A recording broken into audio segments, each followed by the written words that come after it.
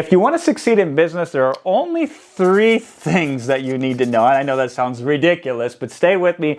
I'm going to prove it to you. The 3 things that you need to know in this video will be laid bare to you, and they're probably not what you think. In this business, subtraction is more important than addition. So instead of having more noise around you distracting you, if you remove all the stuff that doesn't exist, you get your statue of David. You subtract, you don't add. So what are the 3 things that make you successful in any business endeavor that you could focus on? It is offer, it is audience, and it is message. Marketing campaign, funnel, business idea, concept, sales pitch, any and everything, no matter who you are, where you're at, what level you're on, these are the only 3 things that matter in any business endeavor.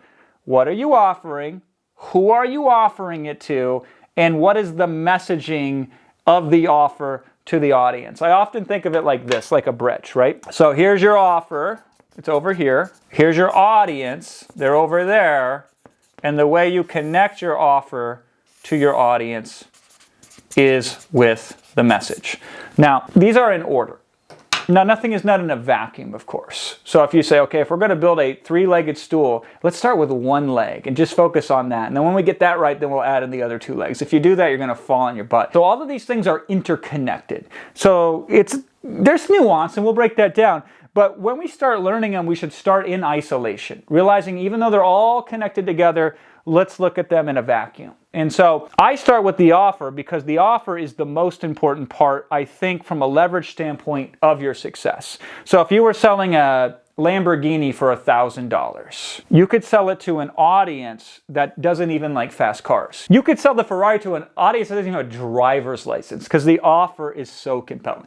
And you could sell it with a message. You might not kind of maybe want to buy this Ferrari, do you? I don't know. And they would still sell. I mean, a terrible sales pitch still closes the deal in this situation. On the flip side, you could have the best message in the world. And I know because I've done this. Once upon a time, I had a client, and it was a legendary client. And they had IP from a legend. You would know who this person is. Probably 1 billion people have been touched by this person in one way, shape, or form, but he passed away like 15 years ago.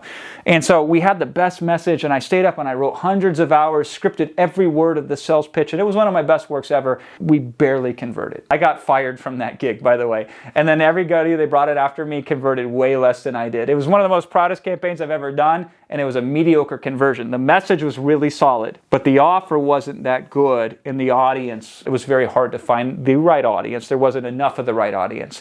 And so it failed. So the message is the least important thing, which is interesting, isn't it? Because that seems to have the most emphasis in business. We're focusing on your pitch, or focusing on your copywriting capabilities, focusing on the content that you put out there. That's the least important part. So all of these things are interconnected, of course, but we typically will start with the offer. Now, here's the other thing. There's where you're at now and where you want to go. I have seen almost no client ever in the history of businesses that do all of these 10 out of 10, which is frustrating to me because when people buy trainings and programs and courses online to improve this, they try to be a 10 out of 10 in all of these areas. I don't think you could be a master in all of these. And one of the reasons why is because anytime you put in on this is time you're not putting in on these. And anytime you put it on these, it's time you're not putting on this. Now, we also have different innate abilities within us, and we're biased towards certain activities. And so some of us, we really like to get into the micro, the granular. So we should be experts on this. And then we can do things with these other things. I'll talk about that here in a second. Some of us love to network and connect, so we can be experts on this. And some of us like to do this. This is where I live. This is my favorite thing. When I'm starting off in business, what I try to be is minimally sufficient. So here's the way that I think about this. And I think about this from an offer's perspective. If I have the cure to your illness and I have it in a pill form, I don't have to put it in a beautiful store. I don't have to have great packaging for it.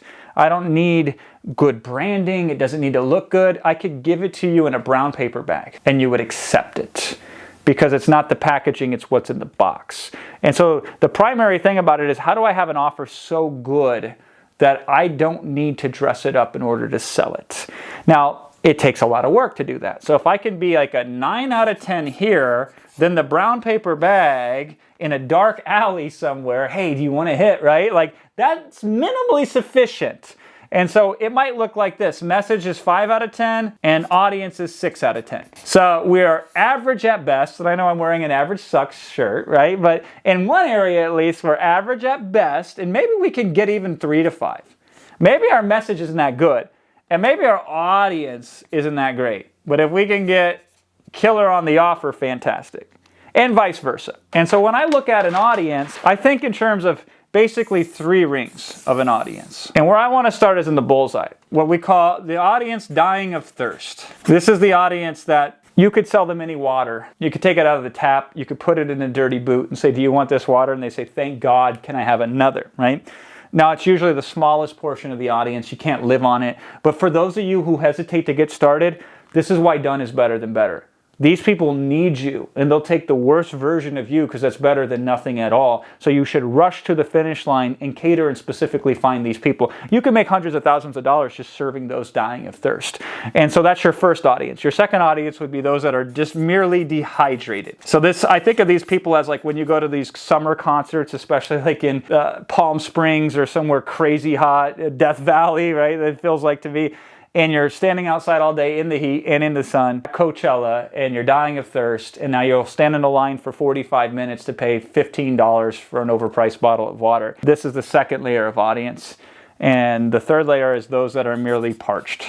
And then these are the people that get a little bit picky. They say, oh, I want the San Pellegrino, and mine has to come from the Himalayan mountain springs, and the packaging has to look cool, like the liquid death. Like, I gotta be a badass when I drink water. I can't merely hydrate myself, right? So these are like the 3 levels of the audiences. What's cool is if we focus and emphasize the offer initially, and maybe our messaging isn't that good, we can hit this right here, or vice versa. If our offer is not that great and our messaging isn't that great, but we hyper prioritize the audience, this is our 9 out of 10, we can have a 5 out of 10 offer, we can have a 5 out of 10 message, or even a 3 out of 10 offer, or even a 3 out of 10 message. And then once we saturate this market here and we go after the next market, then we have to up level. The good news is we've learned a lot about our audience. We know our audience really well. We're still a 9 out of 10 on the audience. And now we say, how do we take a 4 out of 10 offer and make it a 6 out of 10? How do we make it maybe a 7 out of 10? Or how do we take the messaging and improve the messaging, make it a 5 out of 10 or a 6 out of 10 when it was a 3 out of 10 before? And then if we do really good and we capture this segment of market, then we can go after this. And then here's what happens. One of 2 things generally happen. If we're looking at offer, audience, message, you get really good at one of these initially. So pick the one that you think is the best. And then you become minimally sufficient at the rest. So let's just say you nail an offer. You're 9 out of 10. And then you start 3 out of 10 on the audience, 4 out of 10 on the message.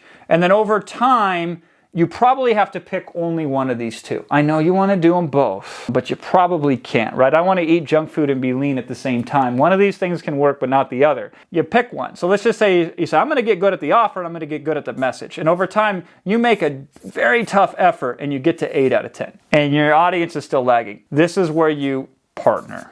This is the secret that I have found that has worked the best when manipulating these kind of 3 things. Start with one and get so damn good at it that it carries the weight for the rest of the 2. And by the way, if you get good at any one of these, you will never be poor. You will never be poor if you're just a badass at one of these 3 things.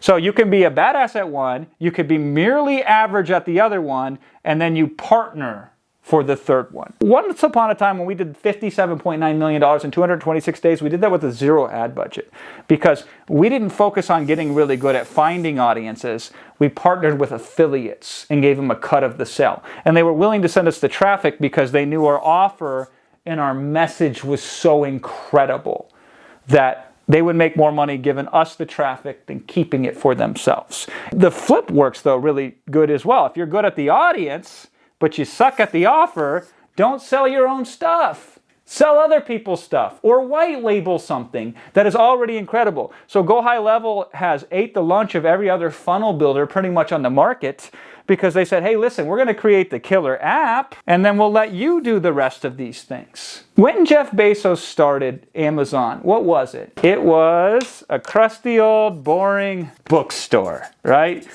I mean, you couldn't have picked a lamer thing if you wanted to.